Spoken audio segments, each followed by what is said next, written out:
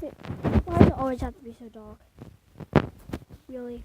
So hi again. I'm about to go to school and stuff, but I got good news. Remember I showed you this nerf gun? You can see this down. Got really good distance on it, but you have to push the bullet in a little bit. Second machine, nerf gun. Oops.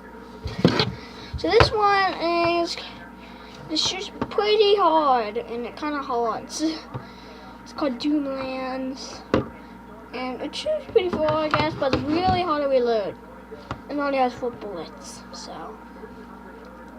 Now this one's my favorite. It only has 5 bullets, the other one has 6, that one has 4.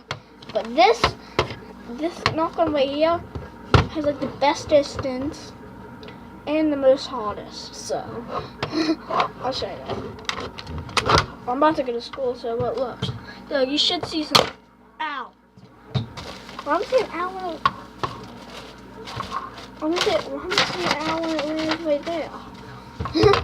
I don't even know what. Yeah, I'm about to go to school as well, so.